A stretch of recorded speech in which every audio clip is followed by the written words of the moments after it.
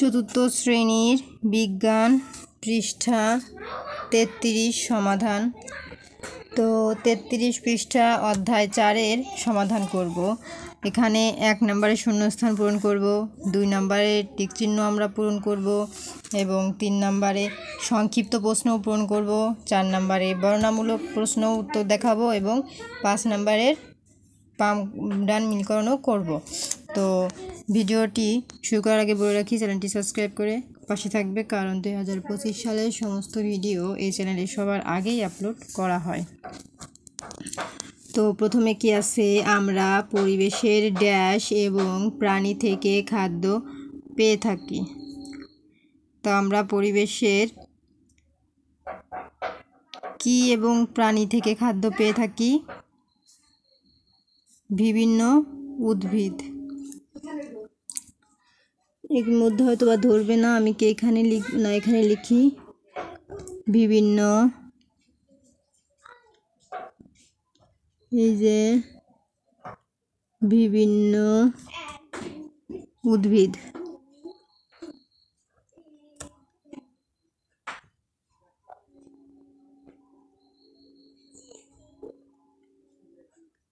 বিভিন্ন উদ্ভিদ এবং প্রাণী থেকে খাদ্য পেয়ে থাকি। এখন 2 নম্বরে কি আছে, মাছ, মাংস এবং ডিম থেকে পাওয়া আমিষকে ড্যাশ বলে? কি বলে?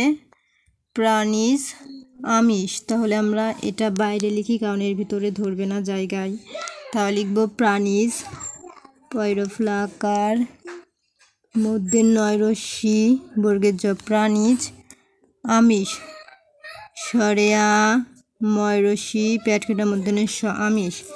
তারপরে 3 নম্বরে কি আছে, সুস্থ থাকার জন্য প্রতিদিন ড্যাশ খেতে হবে। প্রতিদিন কি খেতে হবে? সয়রস্যু প্যাটকেটার মধ্যে সুষম খাদ্য, ক্ষয়াকার দয়জফলা খাদ্য। তারপরে 4 নম্বরে কি আছে, ভিটামিন এ এর অভাব হলে ড্যাশ হয়। ভিটামিন এ এর অভাব হলে কি হয় আমরা সবাই জানি, রাতকানা। ভিটামিন এ এর অভাব হলে রাতকানা রোগ হয়। তাহলে আমরা এখানে লিখব রাতকানা, রয়াকার, তো রাতকানা, কয়াকার দন্তে নয়াকার, রাতকানা রোগ, রৌকার রোগ হয়। তাহলে কি আমরা এই সবকটা অ্যান্সার পেলাম 1 নম্বরে। এখন আমরা সমাধান করব 2 নম্বরের। তো 2 নম্বরে কি আছে, সঠিক উত্তরটিতে টিক চিহ্ন দাও। 1 কোনটি প্রাণী থেকে খাদ্য আসে? ক পাউরুটি, খ পনির, ঘ বিস্কুট, ঘ বাদাম। তো আমরা সবাই জানি এটা পনির হবে, কারণ পনির হচ্ছে একটি প্রাণীর জাতীয় খাদ্য। তারপরে 2 নম্বরে কি আছে, কোন পুষ্টি উপাদান দেহের গঠন, ক্ষয় পূরণ এবং বৃদ্ধি সাধন করে? ক শর্করা, খ ভিটামিন, গ চর্বি, ঘ আমিষ। তাহলে সঠিক উত্তর কি হবে? ঘ আমিষ। তারপরে 3 নম্বরে কি আছে, 3 নম্বরে আছে কোন খাদ্য দলের প্রধান উপাদান শর্করা? ক দুগ্ধজাত খাদ্য, খ খাদ্যশস্য ও আলু, গ শাকসবজি, ঘ মাংস ও ডাল। তাহলে সঠিক উত্তর হবে খ খাদ্যশস্য ও আলু। তাহলে আমাদের কমপ্লিট 2 নম্বর। এখন চলে যাব 3 নম্বরে সংক্ষিপ্ত প্রশ্নের উত্তরে। এখানে বলেছে ভিটামিন সি এর উৎস কি? তাহলে কি আমরা উত্তরটি দেখে নিই যে ভিটামিন সি এর উৎস কি। এই যে উত্তর, ভিটামিন সি এর উৎস কি? বিভিন্ন ফল যেমন পেয়ারা, আমলকি, কমলা লেবু ইত্যাদি এবং শাকসবজি যেমন বাঁধাকপি, ব্রোকলি, টমেটো ইত্যাদি ভিটামিন সি এর উৎস। তাহলে আমরা উত্তরটি দেখে নিলাম। তার পরবর্তীতে প্রশ্নে কি আছে, ভিটামিন এ এর কাজ কি? তাহলে আমরা উত্তরটি দেখে নেই। এই হচ্ছে আমাদের উত্তর 2 নাম্বার। ভিটামিন এ এর কাজ কি? এই যে ভিটামিন এ এর কাজ, উত্তর ভিটামিন এ এর কাজ হলো 1. স্বাভাবিক দৃষ্টিশক্তি বজায় রাখা, 2. সুস্থ ও ত্বক ও দাঁত গঠন করা, 3. রোগ প্রতিরোধ ক্ষমতা বৃদ্ধিতে সহায়তা করা। তো এই ছিল আমাদের 2 নম্বর প্রশ্ন। এবং 3 নম্বর প্রশ্নে কী ছিল? ভিটামিনের অভাবে হতে পারে এমন 3টি রোগের নাম লিখো। উত্তর, ভিটামিনের অভাবে হতে পারে এমন 3টি রোগের নাম হলো 1. রাতকানা, 2. মুখে ঘা, 3. রিকেটস। তো আমাদের 4 নম্বর প্রশ্নে কী ছিল? ভিটামিন বি কমপ্লেক্স কি? কোন খাদ্যে এই ভিটামিন পাওয়া যায়? তাহলে আমরা উত্তর 4 নম্বর দেখে নেব। এই যে ভিটামিন বি কমপ্লেক্স বিভিন্ন ধরনের ভিটামিন নিয়ে গঠিত। ভিটামিন এ কারণে থেকে ভিটামিন বি কমপ্লেক্স বলা হয়।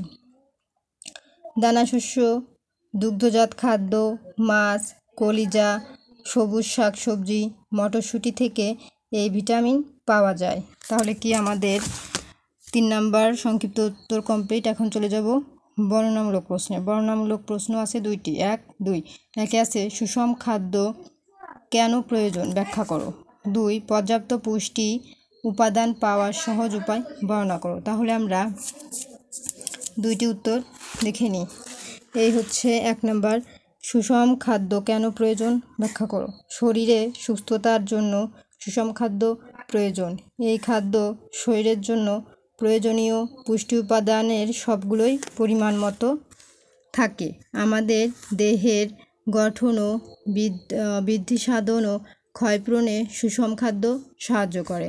এছাড়া এ খাদ্য শরীরের রোগ প্রতিরোধ করে শরীরকে সুস্থ ও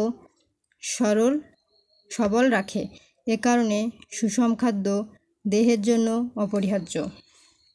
2 নম্বর, পর্যাপ্ত পুষ্টি উপাদান পাওয়ার সহজ উপায় বর্ণনা করো।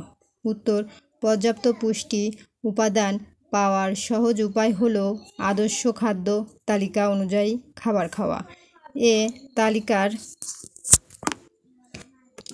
তালিকা প্রতি বেলার খাবারে যাতে প্রয়োজনীয় সকল পুষ্টি উপাদান থাকে তা নিশ্চিত করে।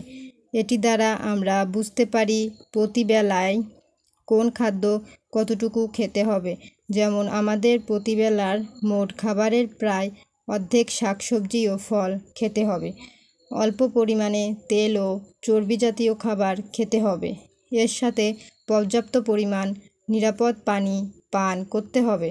এভাবে খাদ্য গ্রহণ করলে আমরা দেহের জন্য পর্যাপ্ত পুষ্টি উপাদান পাব। তো আমরা 2 নম্বর কমপ্লিট করলাম। এখন চলে যাব 5 নম্বরের সমাধানে। কি আছে? বাম পাশের বাক্যাংশের সাথে ডান পাশের বাক্যাংশ মিল করি। তাহলে আমরা লিখে নিই, এরকম সংখ্যা বুঝতে সাথে সুবিধা হয়। প্রথমে আছে কি? শস্য কি? চাল। শাক সবজি হচ্ছে কি? ফুলকপি। ফল হচ্ছে কি? আম। তারপর দুগ্ধজাত খাদ্য কি? দই। তেল ও চর্বি কি? সয়াবিন তেল। তো 33 পৃষ্ঠার সমাধান কমপ্লিট। আজকের মতো এই পর্যন্তই। দ্বিতীয় ভিডিও দেখার জন্য সাবস্ক্রাইব মাই চ্যানেল।